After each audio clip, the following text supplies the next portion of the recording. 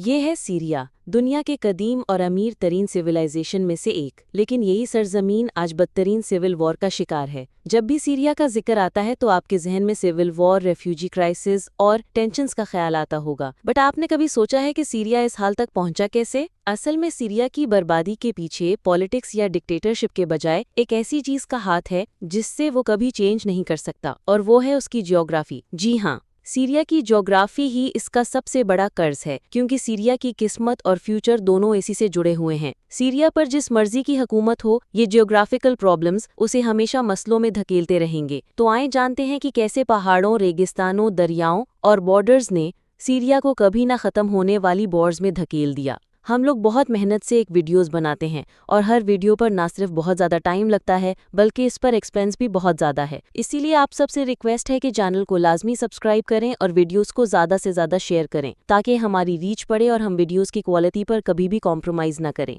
Multimedia channel की videos में एक बार फिर से खुशामदीद। नाजरीन, सीरिया के आज के क्राइसिस को समझने से पहले हमें सीरिया की लोकेशन को समझना होगा। सीरिया मिडिल ईस्ट के बिल्कुल सेंटर में है और इसके 5 पड़ोसी हैं: तुर्की, इराक, लेबनान, जॉर्डन और Israel. So it's a crossroads between Europe, Asia and Africa. और जिसका भी सीरिया पर कंट्रोल होता था, दुनिया के ट्रेड, आर्मीज और सिविलाइजेशंस पर भी उसी का कंट्रोल होता था। पर यही लोकेशन सीरिया को इम्पोर्टेंट बनाने के साथ साथ बहुत ट्रेचरस भी बनाती है। तारीख में कई बड़ी सल्तनतें यहाँ उभरीं और गिरीं, क्योंकि हर कोई इस ज़मीन पर कब्जा करना चाहता था। सबसे पहले पर्शियंस ने इस इलाके की अहमियत को पहचाना। फिर ग्रीक्स ने अलेक्जेंडर द ग्रेट की लीडरशिप में यहाँ आकर इसे अपना हेडक्वार्टर बनाया। उसके बाद फिर रोमन्स ने सीरिया पर कब्जा किया और यहाँ शहरों और सड़कों का जाल बिछाया ताकि अपने कंट्रोल को मजबूत कर सके। रोमन्स के बाद फिर ये एरिया इस्लामी खिलाफत, क्रूसेडर्स, ममलूक्स और आखिर में ऑटोमन एम्पायर के कंट्रोल में रहा। सच तो ये है कि सीरिया कभी एक यूनाइटेड कंट्री नहीं था। ये ज़मीन नेचुरली मुख्तलिफ रीजन्स में बटी हुई थी, जो किसी भी सूरत एक दूसरे से नहीं जुड़ सकते थे। अगर आप सीरिया के मैप को गौर से देखेंगे तो आप नोटिस करेंगे कि इसकी वेस्टर्न साइड पर मेडिटरेनियन सी के साथ पहाड़ हैं। ये पहाड़ सिर्फ कुदरत का शाहकार नहीं है, बल्कि इन्होंने ही सीरिया की किस्मत तय की है। यही पहाड़ खास तौर पर साहिली इलाकों के करीब मौजूद अलवी पहाड़ियाँ एक कुदरती दीवार बन गईं। इन पहाड़ों के एक तरफ साहिल के साथ छोटे छोटे गांव आबाद हुए, जिनमें अलवी कम्युनिटी के लोग रहते थे। क्योंकि ये लोग पहाड़ों की वजह से बाकी मुल्क से कटे हुए थे, तो इनकी एक अलग आइडेंटिटी, कल्चर और लाइफस्टाइल बन गया। इसी तरह इन्हीं पहाड़ों के दूसरी तरफ सीरिया के सेंट्रल रीजन में सुन्नी मुसलमान आबाद थे। बड़े शहर जैसे अलेपो, हमा, होम्स और डमास्कस फर्टाइल ज़मीन और ट्रेड रूट्स पर बने हुए थे, जिसकी वजह से यहाँ ट्रेड और कॉमर्स खूब फली फूली।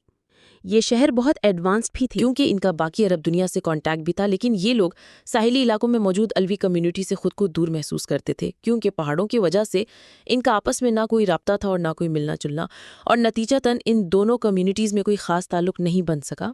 तो इस तरह ये कोस्टल एरियाज शिया अलवी कम्युनिटी के कंट्रोल में थे, जबकि सेंट्रल एरियाज पर सुन्नी मुस्लिम्स की मेजॉरिटी थी। तो ये ऐसा था कि जैसे 2 पड़ोसी हों जिन्हें एक दीवार ने जुदा कर दिया हो। वो ज्योग्राफिकली तो साथ रहते हों, पर सोशली और इनमें बहुत फासला हो।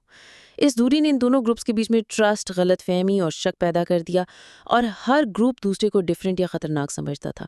लेकिन सीरिया के लिए सिर्फ ये पहाड़ ही मुसीबत नहीं थे, बल्कि इसकी बदकिस्मती की एक और बड़ी वजह पानी भी है। मिडिल ईस्ट में पानी सिर्फ एक रिसोर्स नहीं बल्कि लाइफ लाइन है। सीरिया में रहने वाले ज़्यादातर लोग यूफ्रेट्स रिवर से पानी पीते हैं। यूफ्रेट्स सीरिया और इराक के एग्रीकल्चर के लिए भी बहुत अहम है, ख़ासतौर पर उन लोगों के लिए जो सीरिया के ईस्टर्न और नॉर्दर्न सीरिया में रहते हैं। लेकिन मसला यह है कि यूफ्रेट्स रिवर तुर्की से निकलता है और तुर्की ही तय करता है कि हर मुल्क में कितना पानी पहुंचेगा। इसका मतलब ये हुआ कि सीरिया का एग्रीकल्चर, खाना पीना और लाइफस्टाइल सब कुछ तुर्की की ही रहमो करम पर है। कई सालों से ये दरिया तुर्की और सीरिया के बीच टेंशन का बाइस बना हुआ है। जब तुर्की ने अपनी बिजली बनाने और ज़मीनों को सिराब करने के लिए यूफ्रेट्स पर बड़े बड़े डैम बनाए, तो इससे सीरिया में आने वाले पानी की मिकदार कम हो गई और किसानों के लिए अपने बच्चों का पालना तक मुश्किल हो गया। इस सब के नतीजे में सीरिया में गुस्सा और नफरत बढ़ा और दोनों मुल्कों के डिप्लोमेटिक रिलेशंस काफ़ी ख़राब हो गए। 2006 में सीरिया में ज़बरदस्त कहर पड़ा, जिसके नतीजे में बहुत तबाही हुई। बारिशें बिल्कुल बंद हो गईं, खेत सूख गए और फसलें बर्बाद हो गईं। ये कहर 5 साल तक रहा और लाखों किसान इससे मुतासिर हुए। भूख और गरीबी की सताए ये किसान अपनी ज़मीनें छोड़कर दमास्क, एलेपो और होम्स जैसे शहरों को जाने लगे। एकदम लाखों लोगों के आने से इन शहरों का सारा निज़ाम धर्म भरम हो गया। सब लोग खुराक, जॉब और घर की तलाश में थे। इन शहरों की इतनी आबादी हैंडल करने की कैपेसिटी ही नहीं थी और नतीजतन हालात तेज़ी से ख़राब होते चले गए। जैसे जैसे अनएम्प्लॉयमेंट बढ़ी, लोगों में गुस्सा भी बढ़ता चला गया। इस माइग्रेशन की वजह से एक ज़बरदस्त क्राइसिस पैदा हो चुका था। लोगों में शदीद गुस्सा उबल रहा था और बिल आखिर ये 2011 में प्रोटेस्ट की सूरत में फटा और यही शुरुआत थी सीरिया की सिविल वॉर की, जिसने आज तक इसे जकड़ा हुआ है। इंडिया के हालात को मजीद ख़राब करने वाली एक और चीज़ है सीरिया का ईस्टर्न इलाका, जो कि सारा रेगिस्तान है। इस रेगिस्तान ने इस आधे से ज़्यादा सीरिया को कवर किया हुआ है। इसी रेगिस्तान की वजह से सीरिया के ईस्टर्न शहर जैसे घराका, डेरा जोर और पलमीरा इसके वेस्टर्न और कोस्टल शहरों से डिस्कनेक्टेड हैं। इस सहरा को क्रॉस करना बहुत ही मुश्किल और महंगा काम है और इसीलिए सीरिया जैसे 2 हिस्सों में बटा हुआ है। वक्त गुजरने के साथ साथ इन रेगिस्तानी इलाकों में रहने वालों का अपना ही कल्चर और आइडेंटिटी बन गई। ये लोग दमास्क में मौजूद गवर्नमेंट से डिस्कनेक्टेड फील करते थे, क्योंकि इनके इलाकों में गवर्नमेंट की तरफ से कोई डेवलपमेंट या सहूलत नहीं थी और इसी के नतीजे में यहाँ के लोगों में हुकूमत के खिलाफ गुस्सा बढ़ने लगा।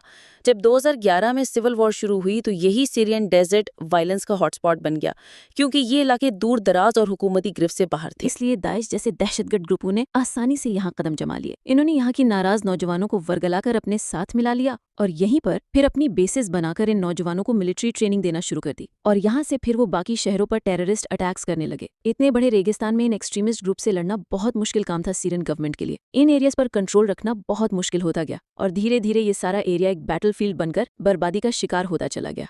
लेकिन सीरिया की मुश्किलात सिर्फ ये पहाड़, रेगिस्तान या पानी की वजह से नहीं है। इसके पीछे एक और मसला भी है जो नेचर नहीं बल्कि इंसानों की वजह से है। वर्ल्ड वॉर 1 के बाद जब ऑटोमन एम्पायर कोलैप्स हुए तो ब्रिटेन और फ्रांस ने मिडिल ईस्ट को अपनी मर्जी से डिवाइड करना शुरू कर दिया। इन्हें इस खित्ते की जमीनी हकायक का बिल्कुल भी अंदाजा नहीं था। इन्होंने मैप्स पर पेंसिल से बॉर्डर ड्रॉ किए, बगैर ये जाने कि इस एरिया में कौन सी कौम, मजहब और जबान बोलने वाले लोग हैं। इसके नतीजे में मुख्तलिफ ग्रोह जैसे कि सुन्नी, अलवी, कुर्द, द्रूस और ईसाई, जिनकी ना तारीख एक थी ना सोच, वो एक ही मुल्क की सरहदों में कैद हो गए। कुछ कम्युनिटीज को जबरदस्ती 2 या 3 कंट्रीज में बांट दिया गया और कुछ को जबरदस्ती एक ही मुल्क में इकट्ठा कर दिया गया। जैसे बिल्कुल ऐसा जैसे 2 ऐसे पड़ोसी जिनके आपस में कभी नहीं बनी हो, उन्हें जबरदस्ती एक ही छोटे से घर में इकट्ठा कर दिया जाए। बिल्कुल यही किया इन मसनूई सरहदों ने शाम के साथ। इन नए बॉर्डर्स ने सिर्फ पॉलिटिकल प्रॉब्लम्स नहीं खड़े किए, बल्कि सदियों से चलती आ रही रिलीजियस और एथनिक डिविजन्स को भी भड़का दिया। सीरिया एक अजीब कॉम्प्लेक्स सा मुल्क बन गया, जिसमें सुन्नी, अलवी, कुर्द, द्रूज और क्रिश्चियंस जैसे सब कम्युनिटीज इकट्ठे रहने लगी। हर कम्युनिटी का अपना कल्चर, ट्रेडिशन और सेटअप था और यही डिफरेंस टेंशन का सबब बनने लगा।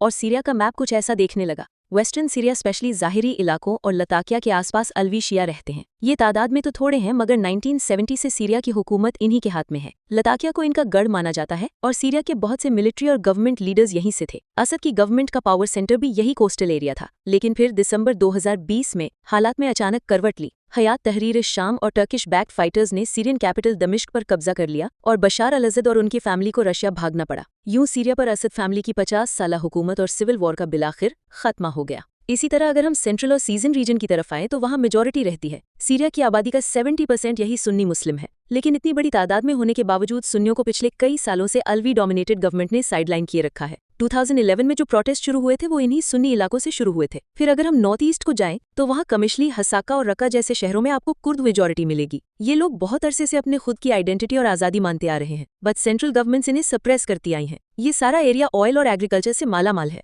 और इसीलिए ये बहुत इंपॉर्टेंट भी है। और सिविल वॉर के दौरान कुर्दों ने यहाँ अपना कंट्रोल भी रखा हुआ था। फिर साउथ वेस्टर्न हिस्से में इजराइल और जॉर्डन के बॉर्डर के साथ सुवेदा प्रोविंस में द्रूज कम्युनिटी रहती है। ये एक छोटी सी कम्युनिटी है जो सिविल वॉर में मोस्टली न्यूट्रल रहे थे और इनका फोकस बस अपने एरिया को डिफेंड करने पर था। और आखिर में सीरिया में क्रिश्चियन कम्युनिटी है जो अलेप्पो, होम्स और वेस्टर्न सीरिया के छोटे छोटे शहरों में फैली हुई है। इनकी पोजीशंस बड़ी कॉम्प्लेक्स रही हैं बिकॉज ये गवर्नमेंट और बागियों के बीच फंसे हुए थे। बहुत से क्रिश्चियंस असद रजीम को सपोर्ट करते थे क्योंकि उन्हें डर था कि अगर आइसिस जैसे ग्रुप्स पावर में आ गए तो उनके लिए परेशानी होगी। एक ऐसा मुल्क जिसके हर हिस्से में टोटली डिफरेंट लोग रह रहे हैं, उसे यूनाइटेड रखना बहुत मुश्किल काम है। लेकिन ये डिविजन्स ही सीरिया का प्रॉब्लम नहीं है। एक बड़ी वजह सीरिया की ज्योग्राफी भी है जो पॉलिटिकल प्रॉब्लम्स को समझ नहीं देती। सीरिया की लोकेशन और ज्योग्राफी ने इसे ग्लोबल पावर्स के लिए भी एक बैटल ग्राउंड बनाया हुआ था। सिविल वॉर के दौरान बाहर के बहुत से कंट्रीज ने सीरिया के इन डिविजन्स का फायदा उठाते हुए डिफरेंट ग्रुप्स को सपोर्ट करना शुरू कर दिया। रूस बशारुल असद को सपोर्ट कर रहा था क्योंकि उसे एक बड़ी अपॉर्चुनिटी नजर आ रही थी। असद को पावर में रखकर रूस मेडिटेरेनियन सी में टाटस के करीब मौजूद अपनी नेवल बेस को प्रोटेक्ट कर सकता था।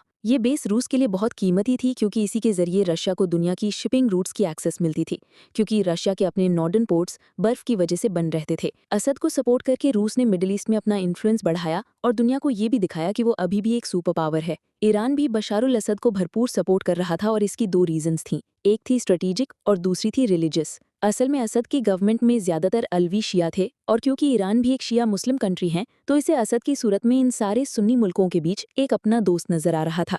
लेकिन बात सिर्फ रिलीजन की भी नहीं है। सीरिया ईरान के लिए लेबनान में मौजूद हिजबुल्लाह तक पहुंचने का एक स्ट्रेटेजिक रास्ता भी था। हिजबुल्लाह एक शिया ग्रुप था जिसे ईरान हथियार, पैसा और ट्रेनिंग सीरिया के थ्रू ही भेजता था और इसीलिए ईरान असद को रिलीजन और स्ट्रैटेजी दोनों वजहों से सपोर्ट करता था। जबकि दूसरी तरफ सऊदी अरेबिया, कतर और तुर्की डिफरेंट ग्रुप्स को अपने फायदे के लिए सपोर्ट कर रहे थे। सऊदी अरेबिया सीरिया में मौजूद कुछ सुन्नी ग्रुप्स जैसे कि जाइश-ए-इस्लाम और फ्री सीरियन आर्मी के कुछ ग्रुप्स को सपोर्ट कर रहा था। इनका मकसद ईरान के शिया असर को कमजोर करना और असद की हुकूमत को गिराना था। कतर भी सुन्नी ग्रुप्स को सपोर्ट करता था जैसे एहराज शान। इनका भी मकसद यही था कि सीरिया में शिया इन्फ्लुएंस कमजोर किया जाए। तुर्की का भी मेन ऑब्जेक्टिव यही था कि असद की गवर्नमेंट को कमजोर किया जाए, ईरान का असर खत्म किया जाए और जो सीरिया में कुर्द रहते हैं उन्हें भी सप्रेस किया जाए ताकि वो तुर्की में रहने वाले कुर्द्स के साथ मिलकर तुर्की के लिए मुश्किलात खड़ी न करें। इसी तरह अमेरिका और दूसरे यूरोपियन कंट्रीज भी बहुत सी रीजंस की वजह से सीरिया में इन्वॉल्व हो गए। अमेरिका ने बज़ाहिर तो ये ऑफिशियल लॉन्च रखा कि वो सिर्फ दाइश जैसे ग्रुप से लड़ने के लिए सीरिया में हैं, क्योंकि दाइश ने शाम और इराक के बड़े हिस्से पर कब्जा कर लिया था। मगर साथ ही साथ अमेरिका असद की हुकूमत की भी मुखालिफत कर रहा था। उसे इंसानी हुकूक के खिलाफ वर्जियों और केमिकल हथियारों के इस्तेमाल का जिम्मेदार ठहराता था। लेकिन सच ये है कि अमेरिका शाम में सिर्फ दाइश से लड़ने नहीं आया था। इसके पीछे और भी वजूहात थीं और उनमें एक अहम वजह इजराइल था। अब अमेरिका हमेशा से इजराइल का दोस्त रहा है और इजराइल असद की रेजीम को, स्पेशली क्योंकि उसे ईरान और हिजबुल्लाह सपोर्ट कर रहे थे, तो अपने लिए खतरा समझता था। इसीलिए अमेरिका जानता था कि असद की हुकूमत गिराकर वो इजराइल को बचा सकता है और इस तरह इस खित्ते में ईरान का इन्फ्लुएंस भी खत्म हो जाएगा। अमेरिका की सीरिया में इंटरफेयर करने की एक और बड़ी वजह रशिया भी था। अमेरिका इस खित्ते में रूस के बढ़ते हुए इन्फ्लुएंस को तोड़ना चाहता था, स्पेशली मेडिटेरेनियन सी में जहां रशिया अपनी नेवल बेसिस बना रहा था। और आखिर में सीरिया के लिए एक और नेचुरल प्रॉब्लम है, साउथ वेस्ट में मौजूद इसका पड़ोसी इजराइल। इजराइल सीरिया का एक बॉर्डर इजराइल के साथ लगता है और यही सीरिया के लिए कई साल से टेंशन का सबब भी है। इन दोनों कंट्रीज के बीच दुश्मनी की एक लंबी तारीख है और इन्होंने आपस में 3 जंगें भी लड़ी हैं, स्पेशली गोलान हाइट्स के कंट्रोल के लिए। और इसीलिए इजराइल सीरिया को अपने लिए एक परमानेंट खतरा समझता है। असद की हुकूमत खत्म होने के बावजूद अभी तक दोनों कंट्रीज के रिलेशंस आपस में बेहतर नहीं हुए हैं। सीरिया के सदर्न पार्ट्स में द्रूज कम्युनिटी और वहाँ के चंद लोकल ट्राइब्स और असद के कुछ बचे खुचे सपोर्टर्स में एक दफ़ा फिर लड़ाई शुरू हो गई है। इजराइल ने भी इन एरियाज में एयर स्ट्राइक्स करना शुरू कर दी हैं, ये कहकर कि वो द्रूज कम्युनिटी को प्रोटेक्ट कर रहा है। इसी तरह नॉर्थ में कुर्दिश ग्रुप्स का अभी भी कंट्रोल है और उन्होंने नई आने वाली गवर्नमेंट को मानने से इनकार कर दिया है। वो अपना खुद का अलग कंट्री बनाने की डिमांड कर रहे हैं। वेस्टर्न सीरिया में भी कुछ प्रो असद ग्रुप्स अभी भी एक्टिव हैं और वो एक नए नाम military council for liberation of Syria के नाम से नई गवर्नमेंट के खिलाफ फिर से लड़ रहे हैं। तो सीरिया अब एक ऐसा चेस बोर्ड बन चुका है जहां पर सब इन्वॉल्व्ड हैं और हर कोई अपने फायदे के लिए चाले चल रहा है। शाम का ज्योग्राफी इसके माजी की कहानी भी लिख चुका है, उसके हाल पर भी हावी है और उसके मुस्तकबिल के लिए भी खतरा बना हुआ है। जब तक वर्ल्ड लीडर्स ये नहीं समझेंगे कि सीरिया की प्रॉब्लम्स के पीछे पॉलिटिक्स के साथ साथ ज्योग्राफी का भी हाथ है, तब तक सीरिया के हालात बेहतर नहीं हो सकते। उम्मीद है ये मल्टीमीडिया चैनल की इस वीडियो को भी आपने भरपूर एंजॉय किया होगा। वीडियो अच्छी लगी है तो इसे लाइक करें और दोस्तों के साथ भी शेयर करें। मिलते हैं नेक्स्ट वीडियो में एक और इंटरेस्टिंग टॉपिक के साथ। अपना ख्याल रखें।